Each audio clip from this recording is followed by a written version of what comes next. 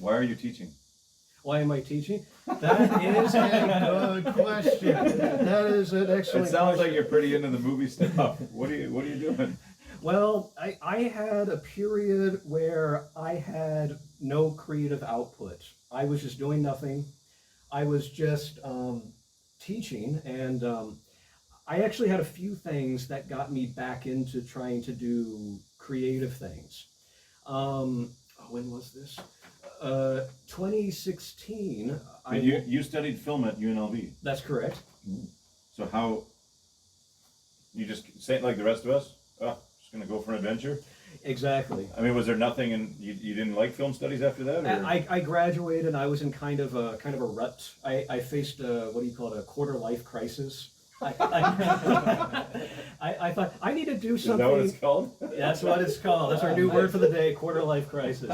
And then I just thought, I need to do something different. I need to change. I need to find myself, as the cliche goes. That's kind of how I ended up in Korea. Just trying something different. I never sought out to become a teacher. I had zero interest in it. I just stumbled upon it like a lot of people do here, I assume. Yeah. And I eventually found myself along the way. Around 2016, I watched some YouTube videos of writers, Stephen King, that we mentioned. William Goldman, who wrote the screenplay to Butch Cassidy and the Sundance Kid and The Princess Bride. Yeah.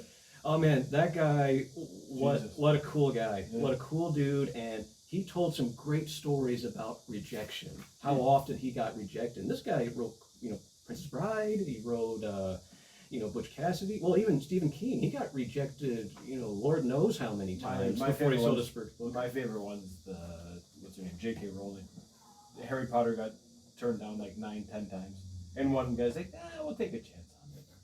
And it's the biggest book ever. Yeah. You never know. You never know. Absolutely. So those videos I watched of those guys I found were inspiring. So I decided, let me try to write nonfiction first, as like a little baby step. And that's kind of what led to Film Inquiry, actually. I wrote a writing sample and I shopped around different websites. I got turned down by 7, I think, but they decided, hey, we like what you have, expand some more on this. And then, I actually just wrote my most recent Film Inquiry piece maybe last month, I think. So, still there. Nice. That's awesome, man. And you wrote Skin. Yeah, Skin. Can you give us where did that come from? That's an easy one. I wrote that last year. What inspired me for that was actually coronavirus. Oh, nice. Yeah. Well, it's the virus takes over the pandemic. That's right. Yeah, pandemic.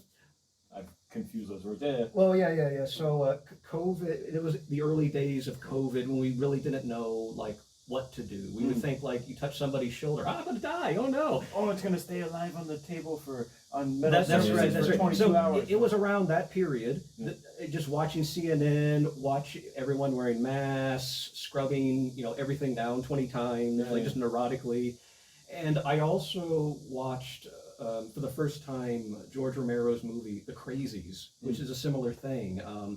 A virus gets loose in a rural Pennsylvania town, and the government comes in to try to corral the residents. Yeah. But they're out of control. Yeah. And even the government guys even say, oh, we don't want to talk to the rednecks. They have guns. We're scared of them.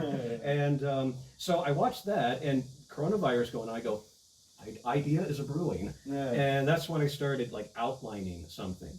And besides that, I'm also, have you guys ever watched Tales from the Crypt growing up?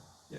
Oh, yeah. Great. Yeah. Okay, I love that show. That's one of my favorite TV shows. So I love how in every episode, regardless of the story, there's always a lesson at the end. Yeah. They're morality tales. So it was COVID plus Tales from the Crypt plus The Crazies plus early David Cronenberg body horror that inspired this story.